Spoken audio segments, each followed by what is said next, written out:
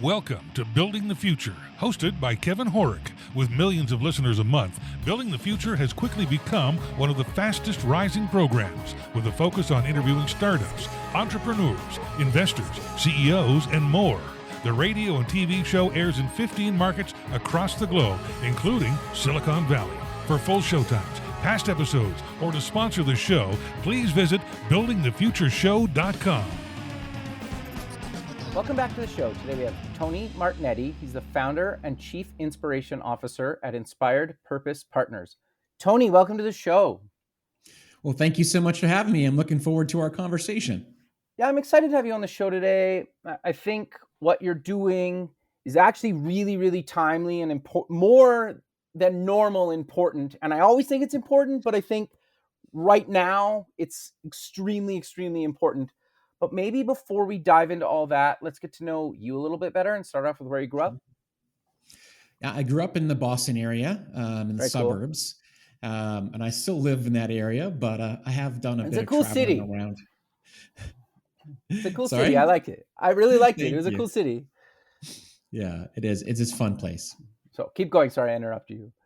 No, it's just that's it. I mean, it's a fun place to be, and I've done some living abroad in terms of traveling, not like for an extended period of time, but I've studied over in Eastern Europe, which is fun. Oh, cool. Okay, so let's dive into your background and where did you go to school and why? I went to Northeastern University for my undergraduate and for my master's, and I went there for a very interesting reason. So I'll start with what got me to Northeastern in the first place. I was originally a pre-med major. And what was weird about that is that everyone leading up to my years in high school was thinking, oh, this guy's going to be an artist. He's going to be doing art for a career, potentially an architect. But then, high school comes around and I'm actually leading into this path of like, okay, well, what are you going to do to make a real living? And so I decided to switch into pre-med. So. Okay, interesting. So walk us through why you decided to switch, and then let's cover your career, maybe some highlights along the way, because you've done a ton of stuff. Yes, I have done a lot of stuff. So what prompted the shift was, first of all, this sense of like, well, what else could I do beyond art and being the creative, and how would I be able to make a good living? Well, obviously, people think doctor and what have you, but I was interested in science. I always had that interest in science, and particularly, I wanted to be a radiologist. So, interesting. I thought, yeah, pre-med would be the path. And so here I am in my first few years of my undergraduate. And I came to realization that this isn't me. This is not who I am. And so I decided to shift into business, and then studied and got a degree in business instead of pre-med. So that happened. Eventually I graduated, got into the field of working in high tech, particularly in finance, and then found myself working in the biotech industry, which was, again, very related to the sciences. So I felt like I found my home for a period of time where I could work in the field of science and learning about medicine, but not necessarily at the same capacity that I originally planned for. Okay, very cool. So walk us through the rest of your career up until what you're doing today, maybe some highlights along the way. I think it makes sense to try to work in. Your TED Talk was really popular. Let's talk about that, book, the podcast, and then we'll go from there. I love it. And it's funny, but my TED Talk is it really is there's an element of the TED Talk which is really follows the thread of what my journey was, and really hiding who I was along the way. I thought I was this finance professional who works with really tech innovative companies, and it was true. I mean, that was my job for many years. I did this for 25 years. Working in some amazing companies, rare diseases, oncology, and so on and so forth. And I had some great success. But along the way, people would say to me, like, there's something different about you. You're meant for something, there's a way for you to show up that is about seeing people, not numbers. And I'm like, okay, well, whatever that means, I'm just going to take it and then I'm going to run with what I'm already doing, which is moving 1,000,000 miles an hour towards being the CFO of a company. And so eventually started wearing myself down and found that I wasn't this person who's the numbers person, and I was meant for something different. And eventually decided I need to get off this treadmill of defining success and what everyone else thought it was and what I thought it was. So I decided to leave the corporate world. I had a very, very strange moment where I left the corporate world. I literally walked out of a boardroom and said, I'm leaving the room to change the room. And when I did, I had no plan. I didn't know what I was going to do with it. But I did know that it was going to be about changing leaders in the way they show up in the world. That ended up showing up as in the way of being a coach and a leadership advisor, which is what I'm doing now. But that has definitely come a long way from what I originally had intended it to be. So, okay, interesting. But so what was kind of the straw that broke the camel's back to say like, okay, I need to do this? Because not a lot of people can actually do that, right? Especially when you're in a job and you have financial stability and a bunch of stuff, right? Yeah. And because it definitely is. I mean, there's a sense of like letting go of that comfort of all the things like the great salary and the knowing where my next paycheck's coming from and not having to worry about, building something from scratch. But the reason what led up to that moment was this feeling that I just wasn't being authentically me, which is where my TED Talk was coming from. This realization that a lot of us just try to hide parts of who we are because we feel like we need to fit into a particular environment based on what everyone else it looks like, does. And that's not healthy. Eventually that starts to fall apart.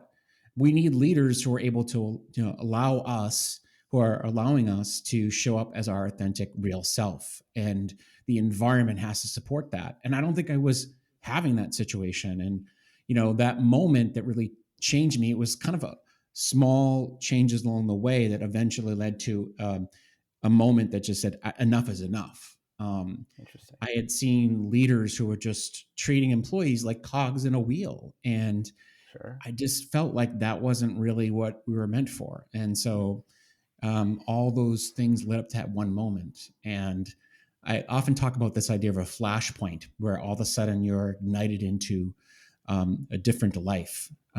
That's what was my flashpoint moment of, okay, enough is enough. I need to go do something else about this. Interesting. That's one thing that's always kind of fascinated me is in the past when I've worked at companies and you meet your coworkers, you're working with them and you know them as a certain type of person.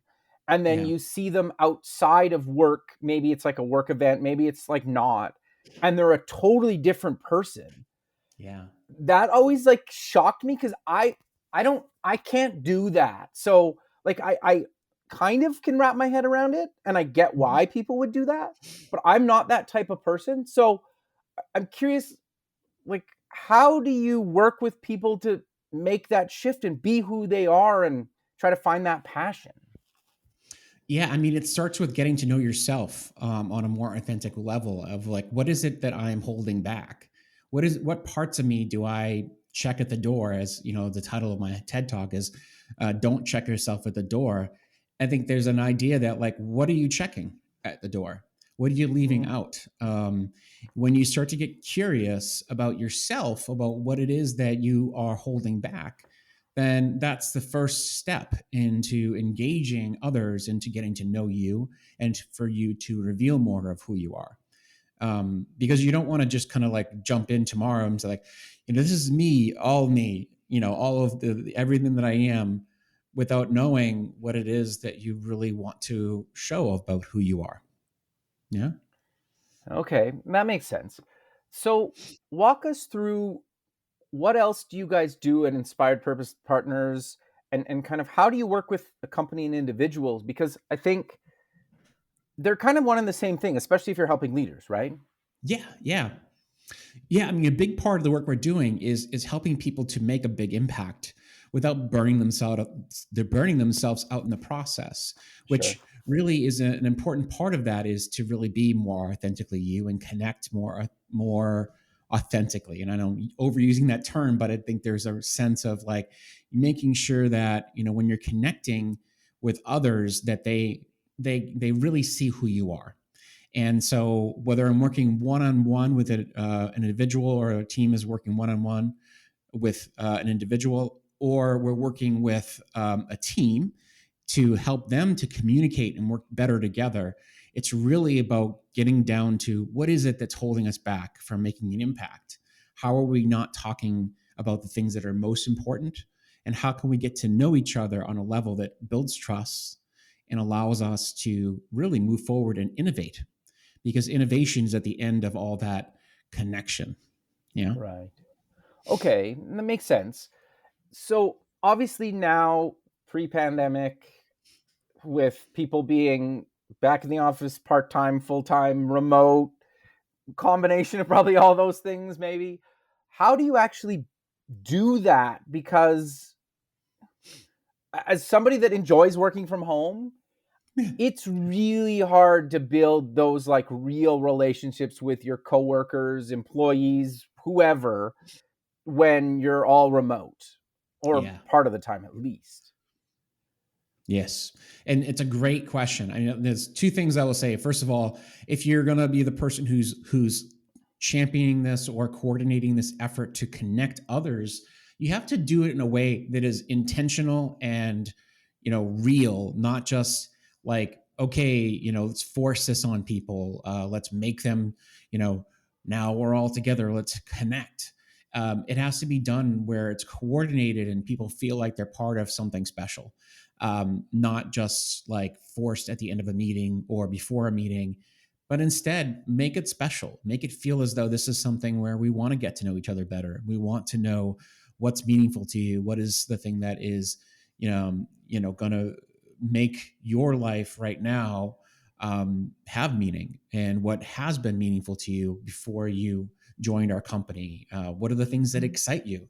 Oftentimes I talk about this idea that like, the more that we know what are your hobbies and the things that have that give you energy outside of work, we can be champions for you inside and outside of work. Just like Patagonia, when you think about the stories we've heard about Patagonia and how they want to give people a space to do and pursue their outside life, but also not just for the sake of like, it's a nice reward, but also because they want to be able to show them that they are whole beings and they want to celebrate them inside and outside of work. No, that makes sense. Can you maybe give us some examples? Like the one that comes to mind for me is, it seemed like all the remote teams I've worked on in the past, where they're quarterly or a couple times a year, they would bring the whole team to one specific location. And yes, it was like a work day, but they kind of tried to do some like authentic stuff around getting to know each other and whatnot. And I like, that's one of the things that I've found for me that's worked. And I'm curious to hear others from you. Or if you disagree with that, I guess, or agree. No, I agree. I mean, again, it's bringing people together is that's not the end all be all. You have to actually bring people together and do something while you're together that makes it meaningful. And you can do connection remotely just as well, but you just have to make sure that you do things that make it interesting and appealing for people to want to participate. Even though it's not going to be as easy or as meaningful as being in person. So one of the things you can do is what I call a virtual campfire, or a campfire of connection, that you can do as with your team, where you say, it's like, this is not just your normal meeting. We're going to get together and we're going to have like a few questions that we're going to talk about that maybe explores, where have you been? What is your timeline of peaks and valleys that have revealed who you are up until this point, and maybe just sharing one or two things that you'd like to share that the people in this room don't know about you. A part of your past. People come on podcasts sometimes and reveal parts of their past that you would never have guessed. And when you do realize that, you realize how much more connected we are, either because we have similar pasts, or we just didn't recognize that that's what the journey they've been on, and we appreciate all of the struggles that they've been through and now see them differently. So giving them the space to share some of those things can make all the difference. But you have to also make sure that there's a sense of like, is this a team that I can trust? Is this someone who I want to open up to? So that's why it takes some intention. You have to have, the thought that how are we coming together? Are we ensuring that, we're going to be taking whatever we share as something that we're going to hold, and, be confidential, be respectful, all those things. Sure. So your podcast is called Virtual Campfire. That's the premise of the podcast, obviously, you're doing that with another individual, or walk us through what you talk about in the podcast. Yeah. And I love that we came to the podcast from this conversation, because when I originally intended to bring this idea of the virtual campfire into being, it was more modeled as a group experience. It wasn't going to be a podcast. And it was actually going to be called Divergent Minds, Convergent Hearts, which is all about bringing people who think differently into a room or into a place where we could have conversations and, hopefully leave the space feeling like we're connected at the heart, sure, if you will, and not necessarily having to agree, but at least respect each other's opinions. Yeah. I think that's super important. Sorry? I think that's super important, right? Yes. We need more of that in the world. Yeah, I mean, and part of it's because also I've had the opportunity to get to know people from all different walks of life. I've known a lot of artists. I've dabbled in the world of art. I've known a lot of scientists. I've known a lot of business professionals, and I love the convergence of all these different pieces coming together. But also know that when you bring different people different thinking together, there's also friction, and that friction can be healthy, but it has to be handled well. It can't be combative. It can't be violent. It has to be treated in a way that is like, I respect you, but I also have a different opinion. So back to the podcast, I started to think about how can I make this happen? And then the pandemic really kind of put a wrench in plans. And then it morphed into a one-on-one conversation of really understanding how could I bring a person by the campfire as being this really intimate place for sharing stories, and understand their journey into becoming the person that they are. And that's what the podcast became, a place to explore journeys of transformation through what I call flashpoints. Okay. Elaborate. What's a flashpoint? A flashpoint is a moment in your life that has ignited your gifts into the world. So these could be like a dark moment. Maybe it's a near-death experience or a traumatic event in your life. Or it could be something where you're like, I've gotten to this place in my life and I realized that what I thought was true is no longer true. And I can't live life like it used to be. So it doesn't have to be necessarily dramatic, but it could be an expansive moment. Losing a job could be, it's traumatic, but it's also not life-threatening. And you may have come to that place and said, this is my turn to actually go and try a different path, to pivot to a new role. Okay, interesting. And so how did the book come to be, and what's the book about? Yeah. So obviously there's a theme here. The campfire lessons for leaders is based on ideas that came out of the podcast. I mean, I've interviewed over 200 some odd people. I think I'm at 230 episodes deep. Oh, congrats, man. That's huge. Most people don't make it that many. Most people don't make it into triple digits. Thank you. And it's been such an enjoyable journey because the people I've had on have been just so incredible, and I've learned so much from them, but also they've trusted me to reveal parts of their stories that, really vulnerable, but also can inform others. And so the book came out of this idea that like these stories are powerful for helping others to navigate their own journey. And they're also stories of connection. And so what I wanted to do is compile some of the key lessons, the themes that I saw showing up in a way that would help other people think about their story and how they can use their understanding of themselves to propel themselves forward. And at the core of all of that is this idea, is that connection, is this idea that when we know ourselves, when we connect with ourselves, we can better connect with others. Makes sense. Can you give us some of those lessons that are in the book that you talk about? Sure. The one that comes to mind, just, I mean, there's so many of them. There's 10 of them. Sure. The one that comes to mind most immediately is this idea of don't go it alone, right? There's a few people I've interviewed on the show that, like, when they got into business, they found a complement part to themselves, and they realized Sure. that in order to create a bigger pie, in order to create a better business, their complementary person in their business became a powerful force to create something bigger than they could ever imagine. So two people I interviewed is Panos Panay and Michael Hendricks. They wrote a book called Two Beats Ahead. It's about how using creativity and the insights from the music industry to innovate in business. And the two of them met through their design career and from the music industry. Right now, Panos is the co-CEO of the Recording Academy, and Michael Hendricks is at IDEO. And so the two of them, really amazing people, couldn't be more different. But the two of them coming together have made this incredible partnership that has done remarkable things together. So it's just a testament to, sometimes we think we have to be the lone CEO or the lone creative or whatever it may be, but the power of combining forces with someone who we can work well together with can make all the difference. I 100% agree with you. I think the challenge to that, though, is actually finding that person. Do you have advice or thoughts around actually finding that person? Because especially if it's new, like if you haven't worked with them before and you just meet them, trusting them enough to even go into business together can be, have great success and very much the complete opposite. Yeah, I hear you. And I think that's part of, we have to get out there.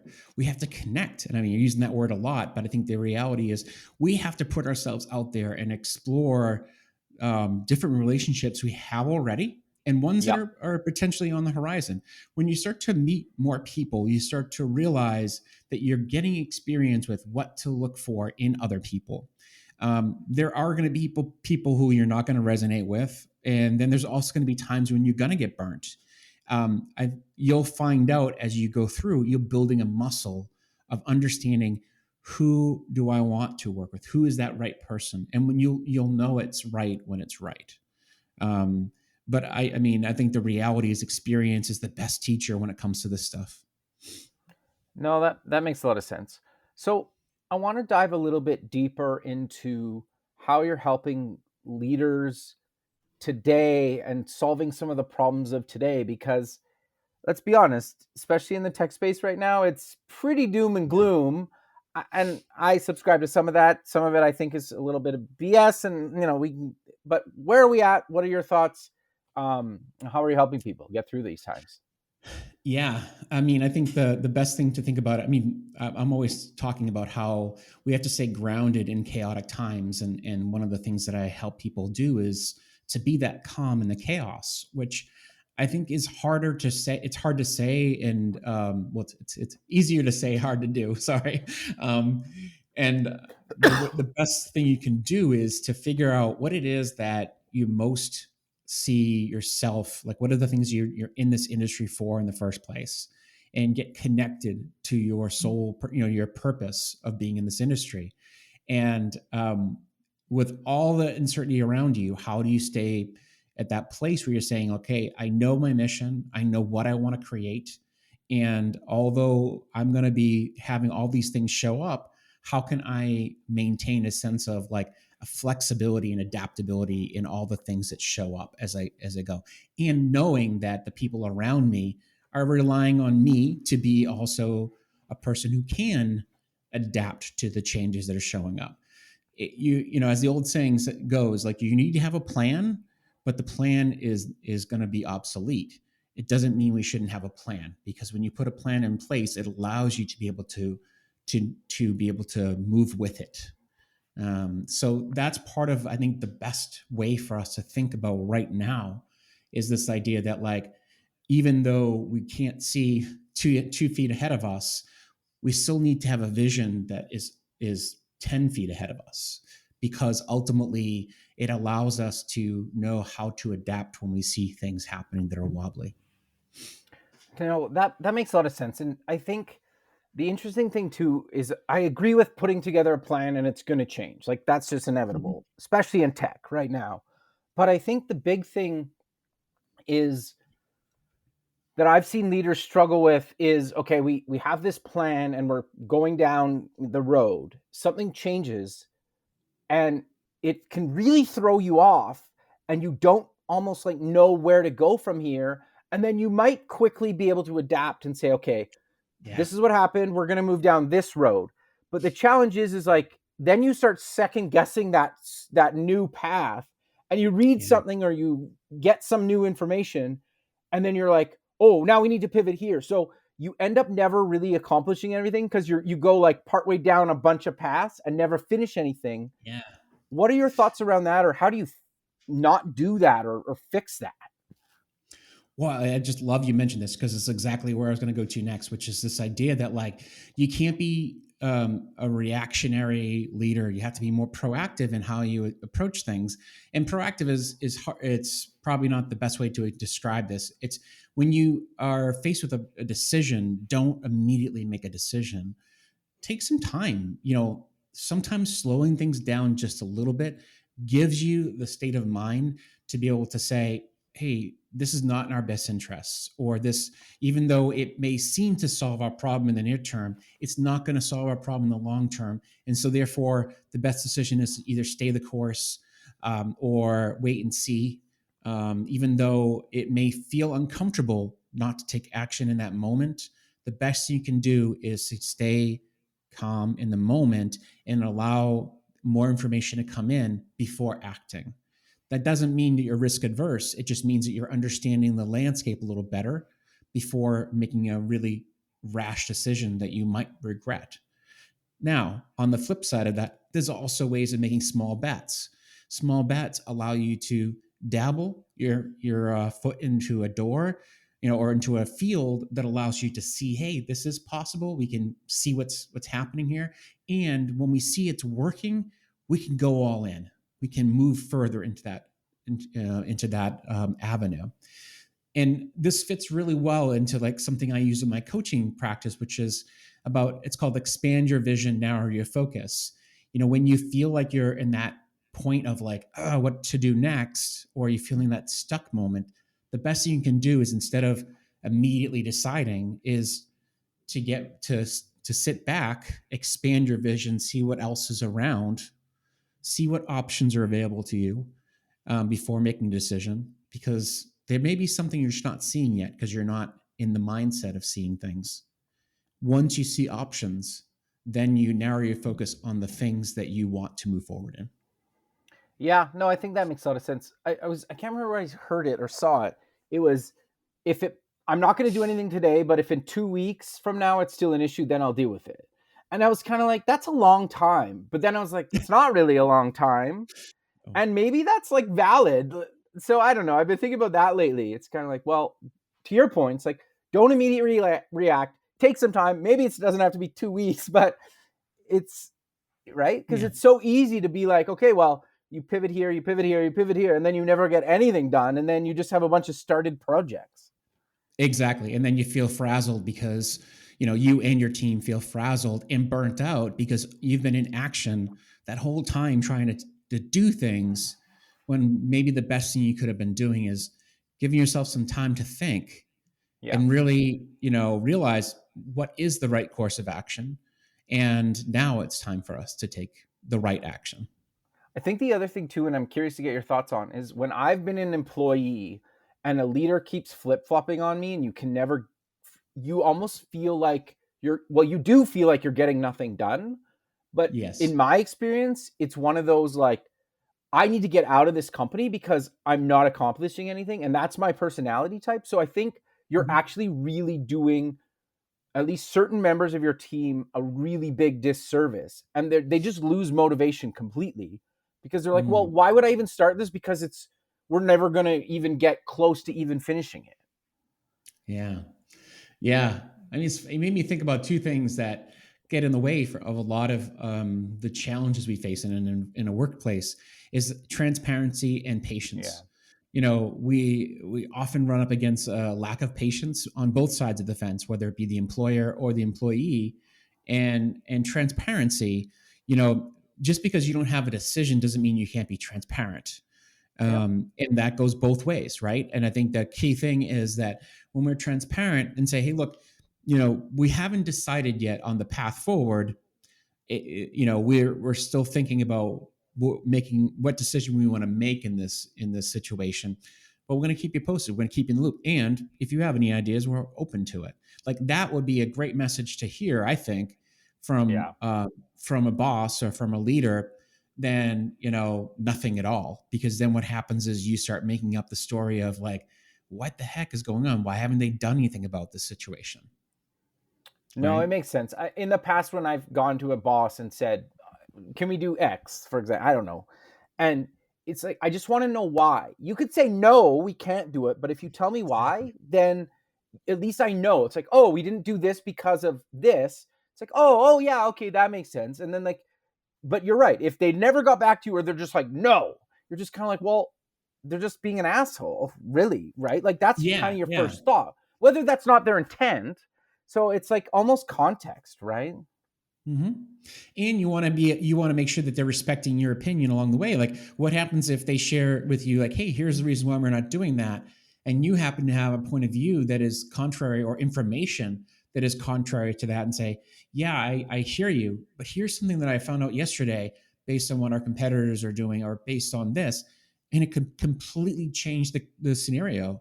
And that person's gonna be like, holy crap, I wish I had known that. Maybe that's going to change the way we want to navigate this. Thank you for bringing that up. Yeah.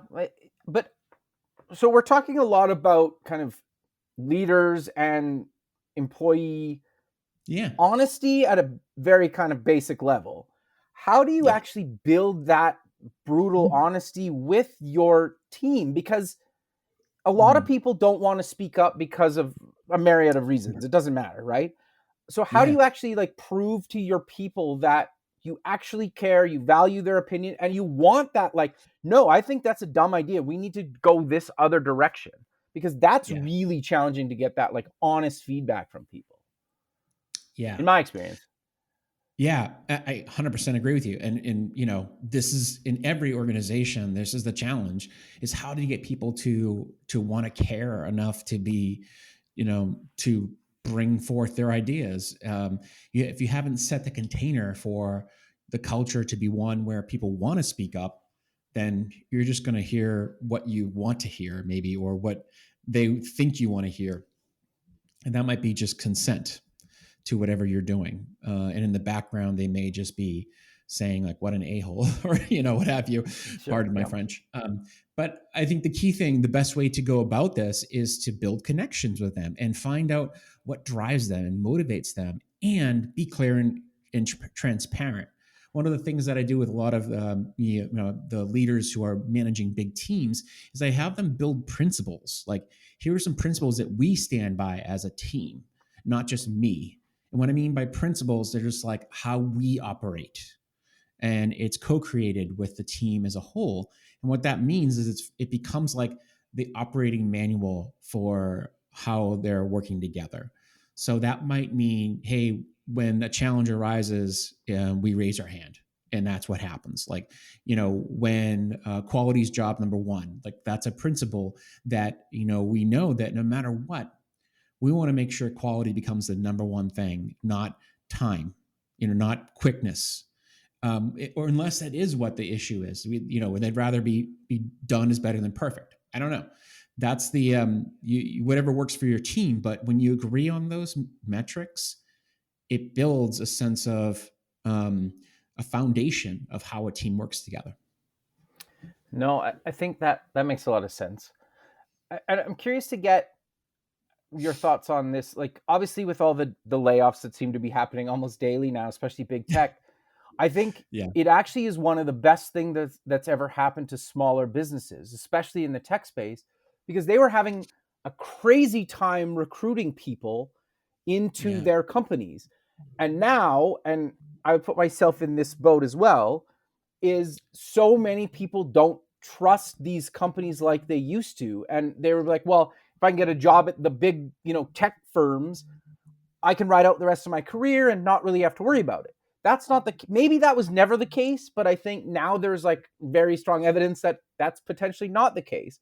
And so I Yeah. think one of the best things that happened is now it gives smaller businesses to say, like, look at us, like we can, we're still here, right? Mm-hmm. And what I'm getting at is how, like, it's crazy how hard it is to build up your reputation to where it's like, if you get a job at Google, you can basically ride out your career there. Whether you choose to or not is your own choice. Yeah. Now, I just based on that and the fact that they kill off a ton of products all the time, my faith in them is like completely lost, right? And so how do you, because it takes so long to build that trust and it can be erased in an instant, how do you keep building that, right? When, let's be honest, like times have been kind of all over the map right now, and sometimes you actually have to do layoffs. Yeah, I think there's a sense of we as a modern society have to figure out both on both sides of the fence, how do we deal with the new way of working, which is to say that as an employee, we have to get comfortable with the fact that we have to build our own sense of worth and our ability to trust, but also know that we have to have the resilience to bounce back from having our trust violated, because that's going to happen more and more. We're not going to have careers where we're going to sit in a company for the rest of our lives, and we have to be okay with that. And that doesn't mean we should stop, because there's some beauty in being able to have some experiences with different organizations and continue to build relationships for the long run in different places. And on the employer side, it's also about being truthful and honest about what's real and what is not.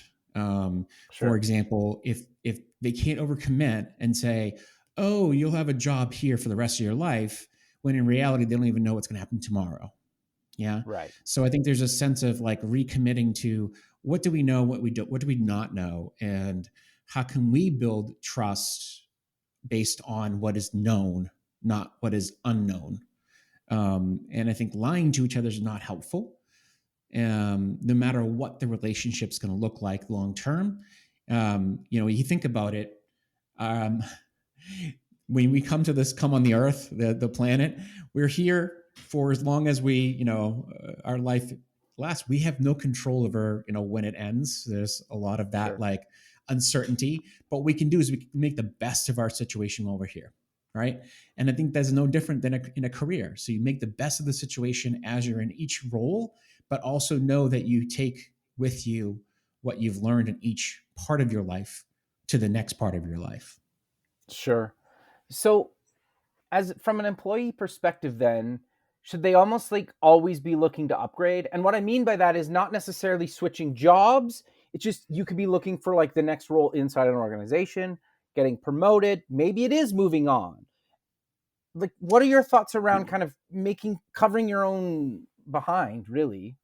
The best way to look at it is not necessarily just about upgrading or like thinking about the next role. It's about always building relationships. Okay. You keep coming back to that. I think that's super important. Yeah. And I think, and I'm not saying it, just to be like a nudge, because like, but I think it's really important, because when you think about building relationships, is everything happens through conversation. Everything happens through our relationships. Even though we think, oh, I applied for this role and therefore I got this role, or like I applied online. The more we know about what's happening in the world through our conversations with other people and how people get to know us, the more likely we can bounce back from situations, because we know other people have our back, or other people can get us into a new role.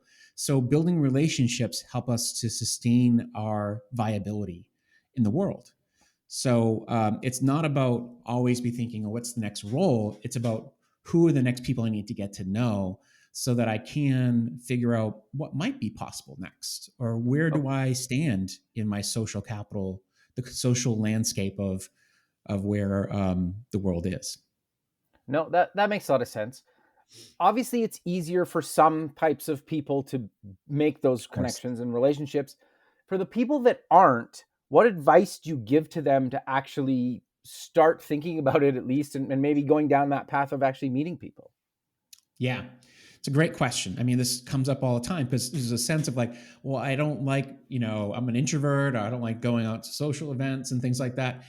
Everyone has to find their own unique way of doing what they do. But we all need people. I mean, no matter how much of an introvert you are, we do need human beings. So find ways to connect with others. And it doesn't have to be this massive network.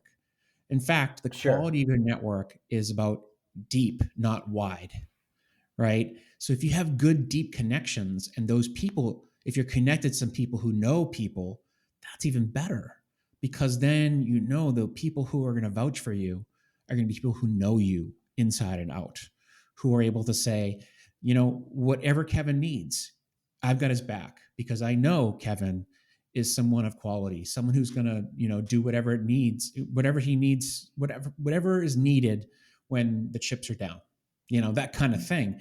And so that only happens when you go deep. People get to know what you're all about. Yeah. And at the end of the day, you kind of have to put yourself out there, right? It's just, yeah. Yeah. Okay. Yeah. Just like, just kind of point this out, like, at some point in everyone's life, there's a presentation to be made. Most likely you have to get up on in front of a group of people and do a presentation. And as much as it petrifies pretty much everyone, you find a way to make it work. You get out of your comfort zone and you make it happen. So find a way to build that muscle and do it, even if it's not absolutely comfortable, and eventually it gets more comfortable. Yeah, that's really good advice. So I'm curious, is there any other advice that you like to pass on to people out there, because you work with different types of people all the time, right? Yeah. I mean, one of the things that is really important is to make sure that you're really clear on what you value, because not everything that you explore in terms of like job opportunities or relationships are created equal. So when you realize what it is that I value, what do I want in my life, then you can go into these conversations with a sense of like, all right, well, if this person's going to push me in a certain direction, is it aligned with who I am, what my values are? So getting to know your values is really important, because it also helps you make good decisions in your career and in life. No, I think that makes a lot of sense.